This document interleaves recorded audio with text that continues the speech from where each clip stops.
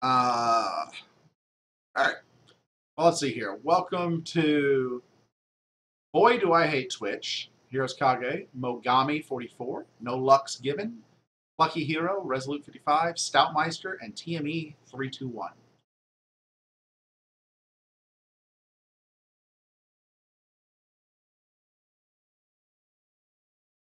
Ah, I'm sorry, Soroya. I don't know if I ignored you and you left or if you're still here.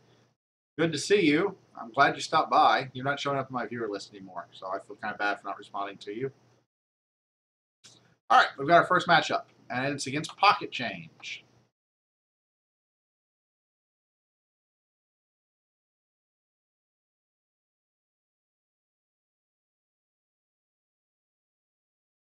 Okay, I'm going to open this up with the Ebon Skull Knight just because a 9/7 is something very difficult to deal with, and it levels really well. With 13 and 18 attack, it's so far above the rule of 6, it's not even funny.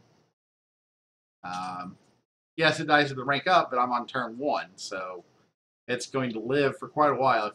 If he deals with it, it's at worst a 1 for 1. At best, it's a 2 for 1, maybe even a 3 for 1. Probably a 2 for 1. I don't see him getting more than 3 out of it. Or it's a ton of damage to the face. So yeah, we will just open up with the Ebon Skull. Guitar was also attempting play here, but Ebon Skull's the way to go.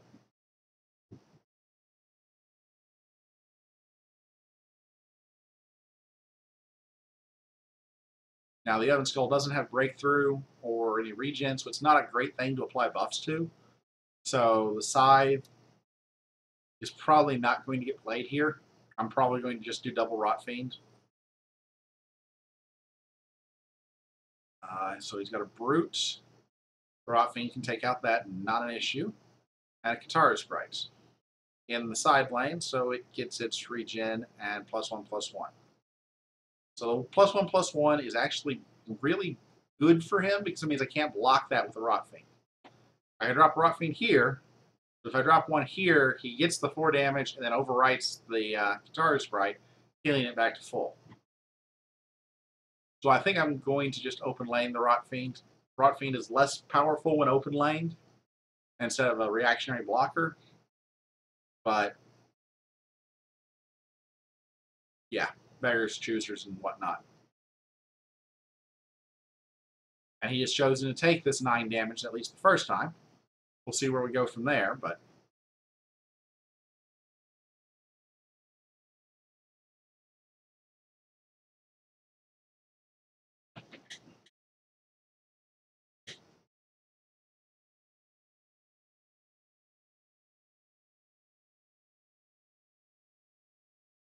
Tremor Soar, so that's going to be a 9/8. That's a problem.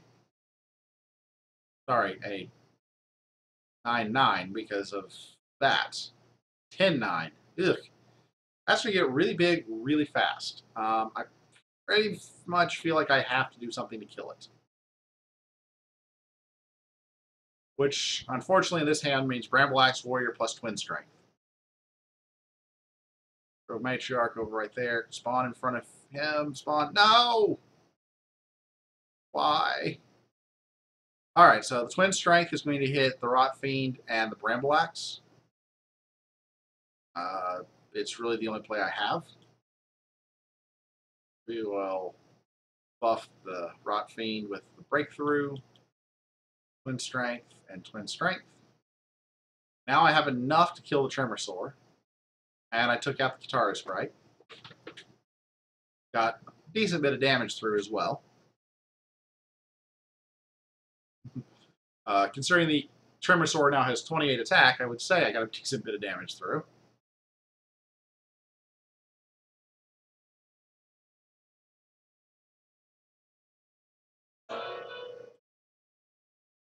So Resolute, that's a good question. I thought about the Crusher, but I actually really Rot Fiend acts as an underdrop, but it also has a good level progression. If it had been a different 7 drop, I would have gone with what you said with the Crusher. But because Rot Fiend levels well, I'd rather get the Rot Fiend up. Critic's Embrace, take out the Rot Fiend. I'm fine with that.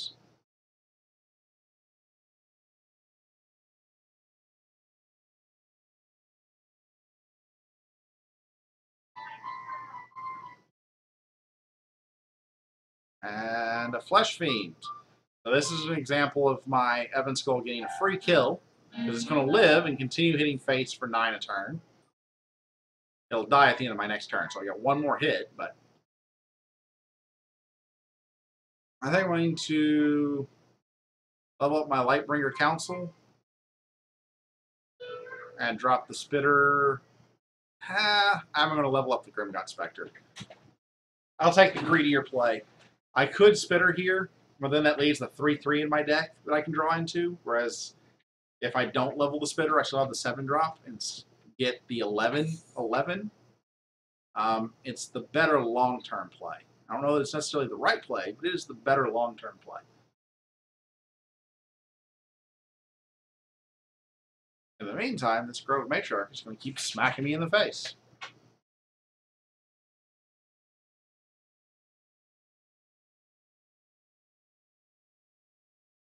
Stygian Lotus. Let's see how lucky he gets. So he gets 1 bonus.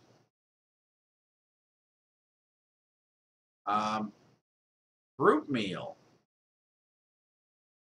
Okay, so now the Lotus in 2 trades evenly. The Lotus in 3 trades evenly. The Lotus in 4 is just going to sit there. Not much I can do about that. I can drop Kitaru Sprite here. I think I'm just going to drop the Disciple of Virik in mid. It's going to trigger its formation ability.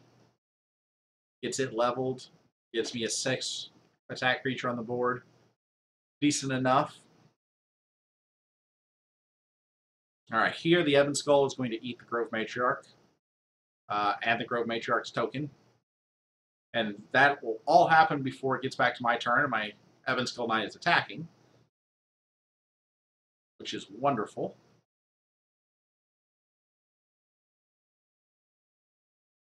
And I'll probably drop the Lightbringer Council. I don't see a need for the Bramble Axe Warrior here. If I remember correctly, the Bramble Axe at level 3 is rather lackluster. So is, Lightbringer, but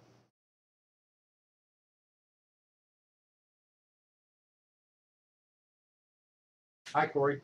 Sure. Streaming.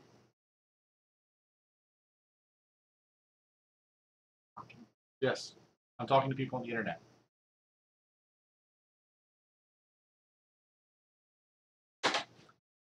Yeah, drop Evan Skull, battle, get my 3 damage through, overwrite Kitaru Sprite, go mid, go mid, go mid, go mid, go mid. Nope.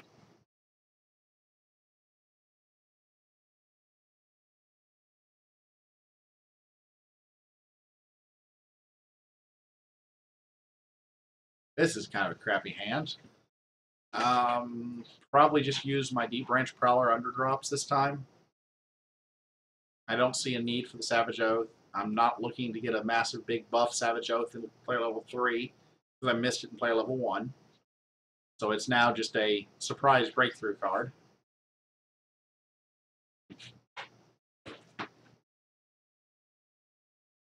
Hi, Lucky.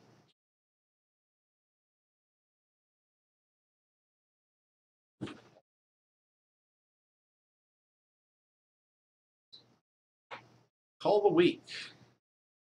I haven't seen that in ages. I didn't even realize I was in the draft environment. Wow.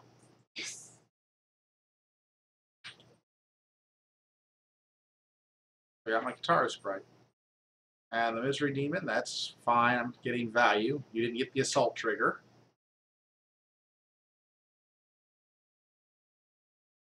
I don't see a point in blocking Kitaru Sprite because he's just going to overwrite it and heal back whatever I do. So I'll just throw out 2 Deep Branch Prowlers.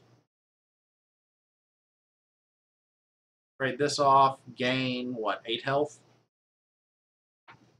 Take 5, gain 8, so net of 3.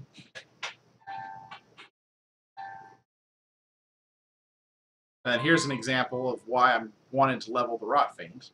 because now I've got the 12 attack Rot Fiend. It's possible that's the other one that I would have leveled anyways, but there's no way to know. I've got both of them leveled.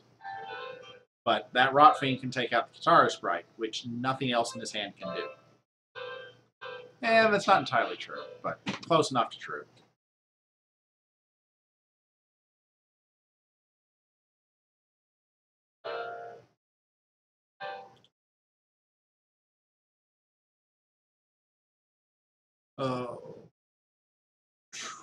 Waiting for Pocket Change to figure out what he's going to do. Overwrite with an Abyssal Brute. So you're hoping to Tremor Sore. Ouch. Okay, that's going to get really big really fast. Fortunately, if I Rot Fiend and Scythe onto the Rot Fiend, I have enough attack to kill it. That's 2 plays, though, to kill that.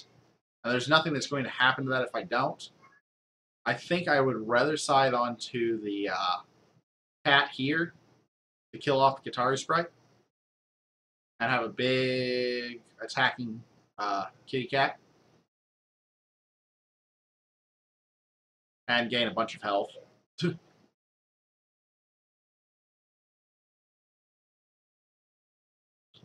And if I absolutely have to, which I might, I can throw the Ebon Skull Knight in front of the... What's wrong, baby girl?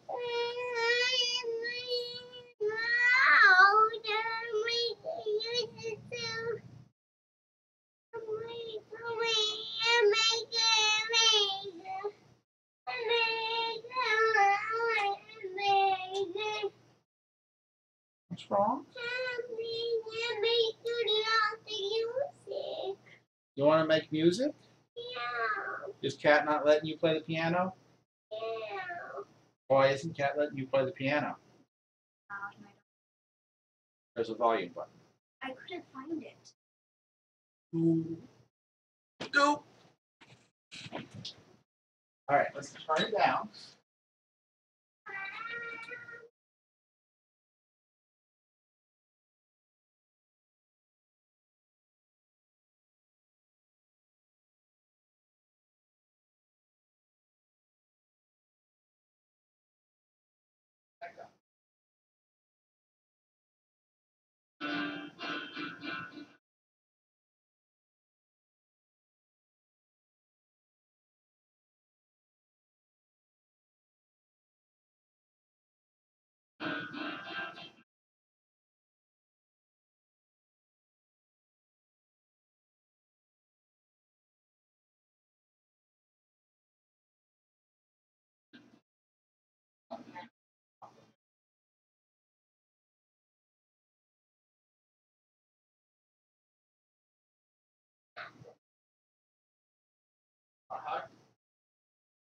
Okay. Oh. You're so hungry, you're so thirsty? Oh, goodness. We are going to go with a double blocker here. And Ebon Skull over here. The double blocker is really just a pure stall tactic, since my opponent is at 1 health. I really should have looked at how much my opponent was at. Oops. I had a Howl of Zith in that hand, and played as though my opponent was at 40 health, not 1. Oh, I'm so hungry, so thirsty. Alright. Come on, Sliker. Corey will help you.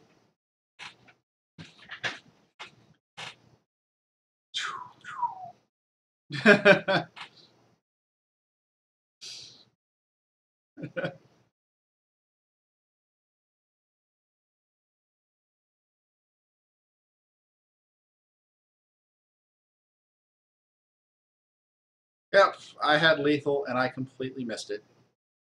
We will clear off that guy finally. And it doesn't matter what I remove armor from because nothing has armor. And drop the Lightbringer Council. And Bramble Axe Warrior for the win. Probably. Maybe Savage Oath for the win. Maybe Savage Oath Victory Rush. All I have to do is get 1 point of breakthrough damage, so he has to block this guy with something that has at least 4, 5, 6, 16 health. If it is less than 16 health in this lane, and this guy's still alive, I win with Savage Oath. And I make up for the fact that I didn't play a Howl of Wind when my opponent was at 1 health. As I'm sure I'm getting slammed for in the comments.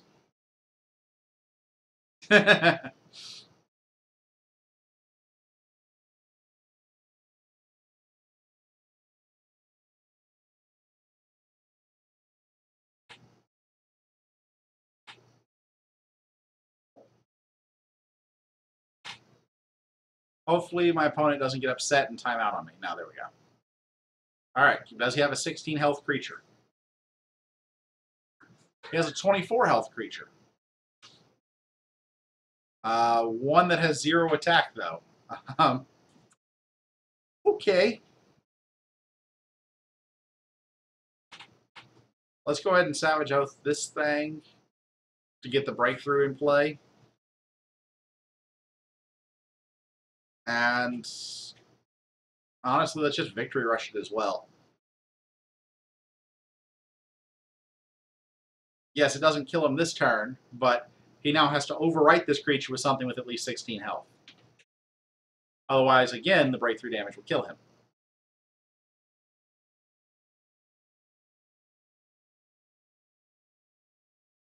Meanwhile, I'm at 122.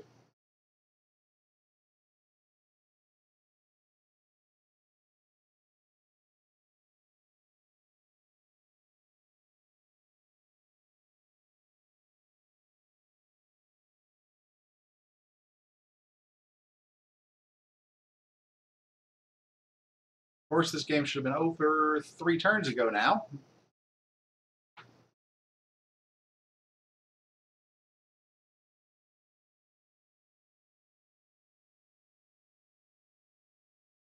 I don't know. Maybe my better choice was just to spread the board, because the Sora was going to die on my opponent's turn, and then having more creatures means that he has to block 3 lanes, which he has shown that he has a hunting pack that can do it, and that's about it.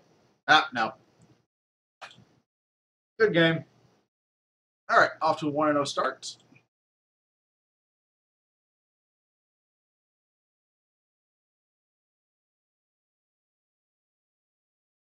I don't know that I will get through this entire draft in this session. My house is, as you might have noticed, starting to get a little bit hectic.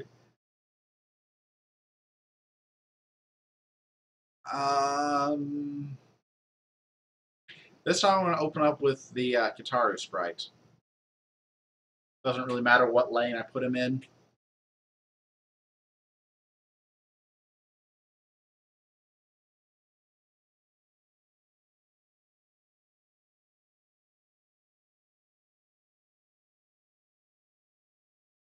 Zombie Titan in 5.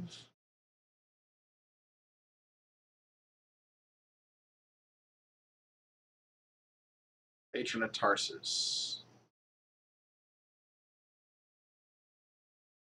That's kind of tough. I think Guitar Sprite's going to trade off here. I think I like this crazy play better, which is going to be Shardclaw Crusher plus Symbiote. Actually, no. I'd rather do Symbiote plus Twin Strength. I was talking up Twin Strength earlier being the best buff spell out there. This will take kill off the Zombie Titan, kill off that, and leave that alive. Now, Guitar Sprite will probably turn around and get killed on my opponent's next turn, but then that's going to be 1.5 for 2. We'll drop a Symbiote here, get its regen going, make it an 8/8.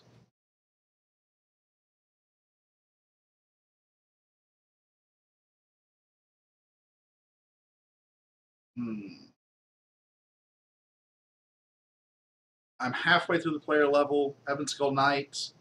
It's not great at this point, but it's not terrible if I play it. If I play it, it probably is just 9 damage to the face before it dies. Rotfiend might be a better play, unless he drops a large creature that I just want to get killed. If Heaven's Cold Knight can kill something and do 9 to the face, that makes it worthwhile. Grave Pact. That was probably wise. And a Blightwalker.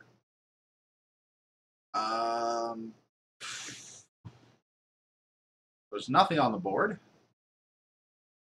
I'm going to go with the Rotfiend and the Lightbringer Council. Put them into lanes 2 and 4, so I can formation the Disciple of Virik if I happen to draw it. I didn't, but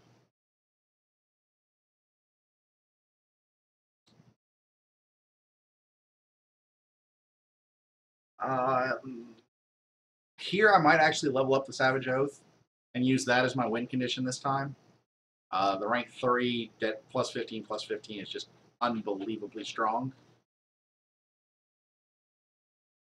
As long as my Lightbringer Council is still alive, of course. Stinging Invocation. Just the one? Okay. That makes that very easy to block out. I use the Hulk. And Savage Oath that, just to get the Savage Oath leveled.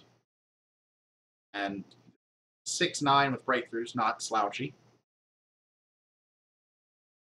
The Rotfiend is trading 1-for-1 with the Fellstrider. Whew. I can make that really big. He does have a Grave Pact in his deck, so he has a way to use hard removal to kill it.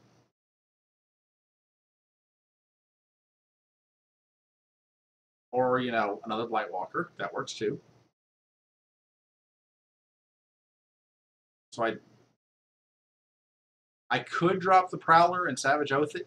I don't think that's going to be a good play. It's a tempting play, but I don't think it's a good one. I'm basically saying find one of your now 2 Blightwalkers that I know you have, or your Grave Pact. Necromoeba. I overwrite that with the Rotfiend. No sense in letting that get any business going. And drop the Prowler. Because Necromoeba has 3 regen, the prospects were bleak for the Hulk to be able to kill a Necromoeba. So I use one of my 7 drops to take care of it and move on.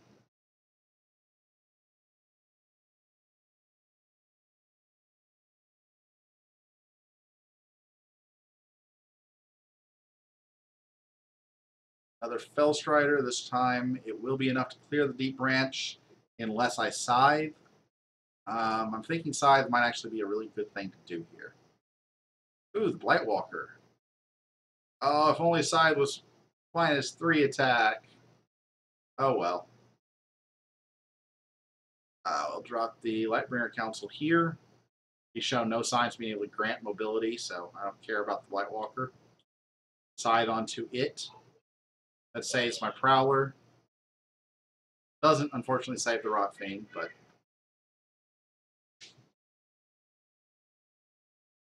gives me a nice substantial threat to deal with, for him to deal with.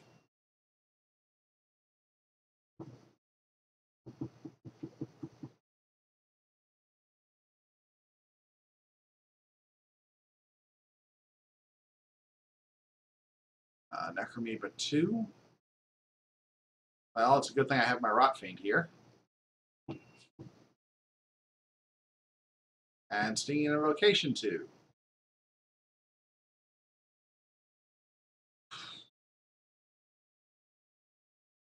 I definitely Rotfiend in front of Necromoeba. I think I'm going to Virik's Embrace the B off the board, push 14, heal up some, and go from there.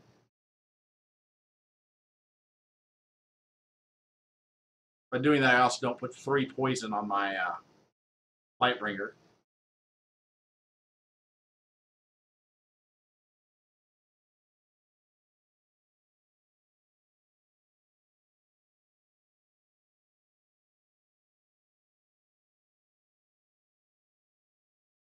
Patron of Tarsus, does he have the trigger? He does. So the Necromoeba is not going to die this turn. So he's going to get an extra token out of it, potentially.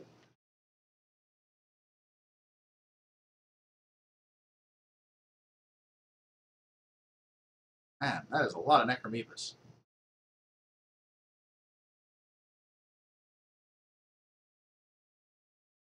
Now, as much as I would like to play the Twin Strength, there's just no point. Drop the Symbiote in lane 5. And Spitter, try and take out that Necromoeba. These two will finally trade off. I guess I will prevent you from getting armor. Doesn't matter. The Symbiote will heal back up to full before it activates, which is excellent. Now my problems, though, I'm facing a mostly full board, which would be great if I had Scythe, but not so great if he drops Chiselhearth. I might Vyrix that. I don't know. What I wouldn't give for Epidemic. Victory Rush. Yeah, I'm definitely going to Vyrix that. So I use 2 cards to take out 2 cards of his. This is the way of the world. Actually, I don't use 2 cards because my Symbiote will live.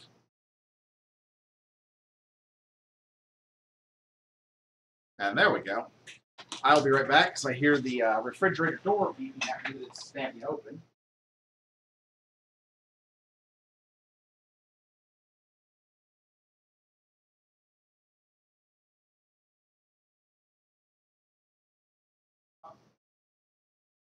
Hi, Talita. I'm screaming. What? Gosh darn it. Stupid Necromoebas. I unfortunately don't see anything I can really do against, well, yeah, I do. With Regen 6, I can drop that there, and I don't care. Trick is going to be that the way this is set up, the Rot Fiend is going to get hit with minuses. There's almost no way I can avoid it. I could drop the Shard Claw and make a 20/20 ooze. I don't think that's really what I want to do. I think I want to play the Rot Fiend. Help control the board.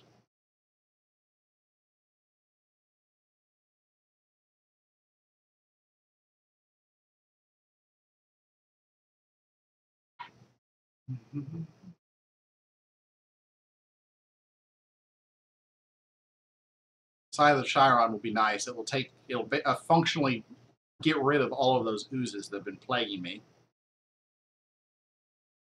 Oh, come on.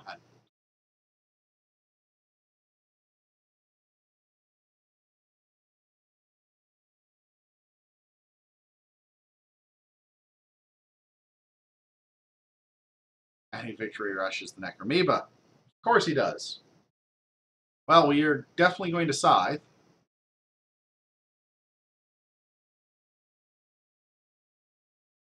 Onto the one that regenerates, of course.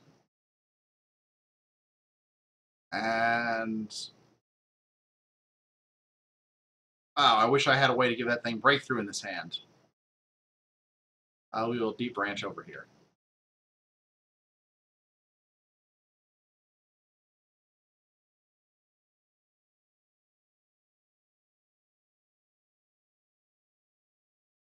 Now it's a matter of, can my giant creature kill him before his giant creature kills me? Or can one of us figure out how to kill the other's giant creature? Because he does have Blightwalker 3 in his deck. I don't actually know of any way that I can easily take care of that Necromoeba.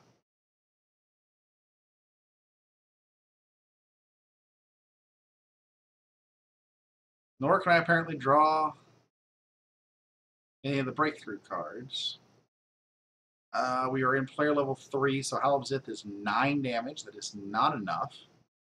We will open lane. No, we will not. We will open lane. Drop the Prowler. And open lane the Rot Fiend. Go for maximum pressure. My goal here is to kill him before he kills me.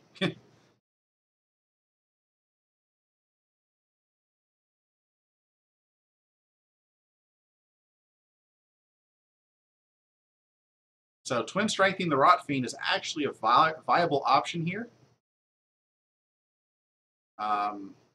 Assuming, of course, he manages to kill the symbiote.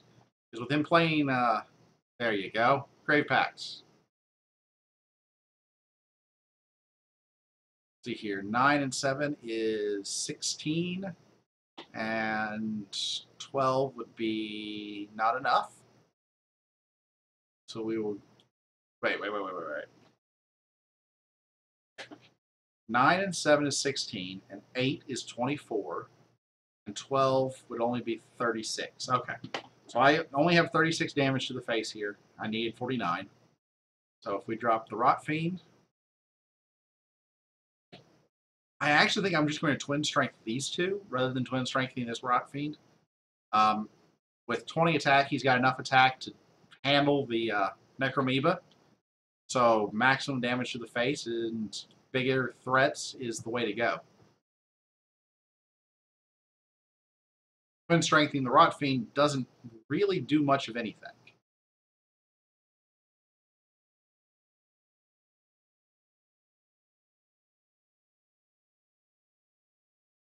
Because it already trades evenly, yada yada.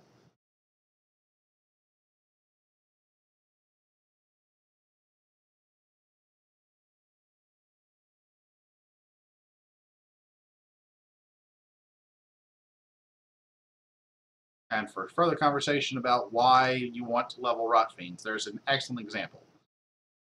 Yes, he has this -5/-5 if anything gets put in front of him, but it didn't matter because, and that's,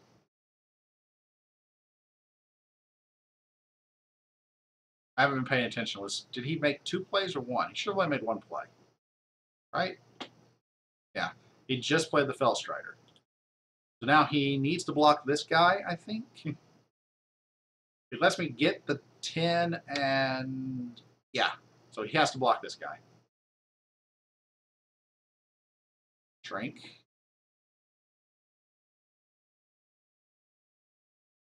And that is larger than him, so the Bramble Axe Warrior's surprise breakthrough does me no good.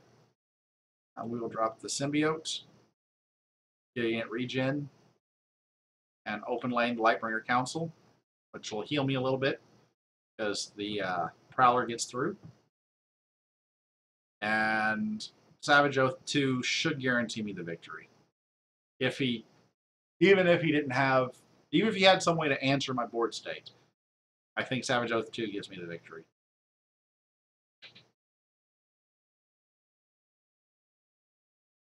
Hello.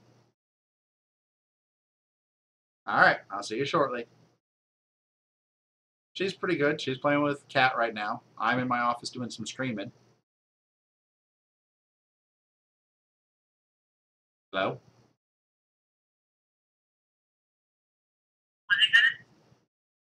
Sorry, I did not hear what you asked. Aside from the end, it went pretty well.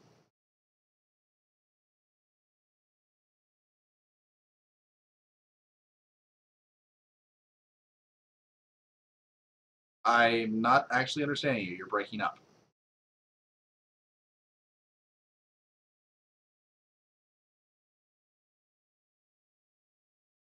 Okay. Have you? Right. Well, this is annoying. So if I give the Savage Oath to the Lightbringer, it is 2 damage, 2 attacks short of being able to break through and kill him. So I'm going to drop Kitaru Sprite here.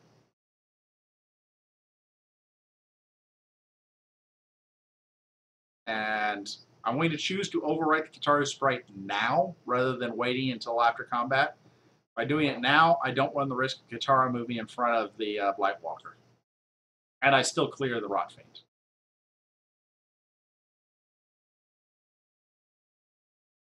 So that's the downside of Rot Fiend. You can just lose it automatically fairly easily.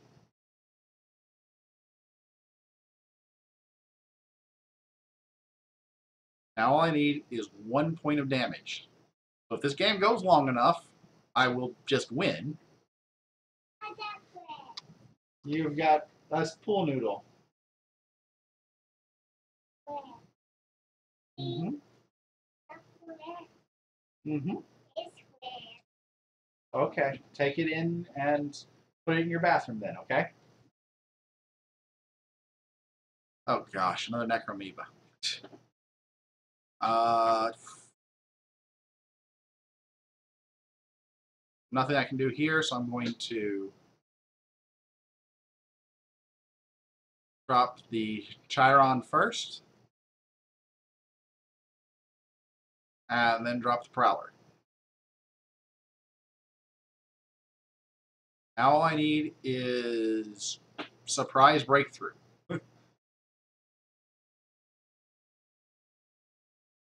And I don't have Surprise Breakthrough, but I do have a Dr. Frankenbaum. And Frankenbaum's 2 damage will give me the victory. All I have to do is drop Frankenbaum in front of the Blightwalker.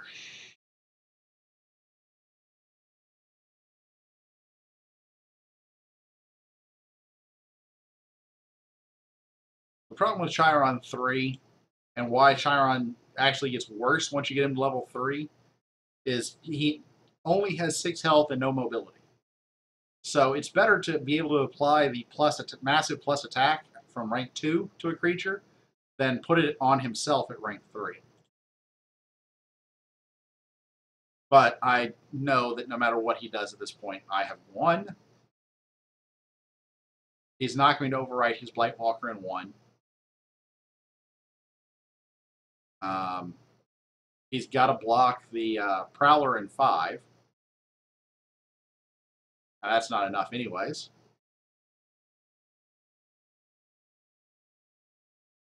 So I can click Battle and win, but I'm going to show him the Frankenbaum, just because that's a cooler play.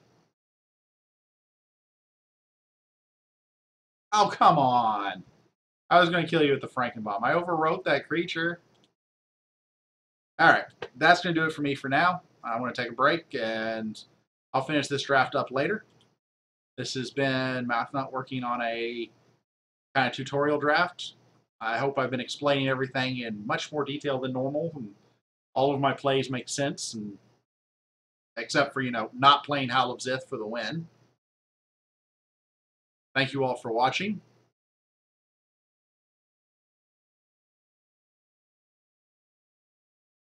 And until next time. By the way, anybody on YouTube that is seeing this, the first person to reply on YouTube with a comment that says, let's go with pound YouTube giveaway, dollar or pound sign, so tic-tac-toe sign, YouTube giveaway. I will reach out to you somehow. I assume I can send direct messages on YouTube with the draft code. I want to give at least some love and shout out to my YouTube viewers.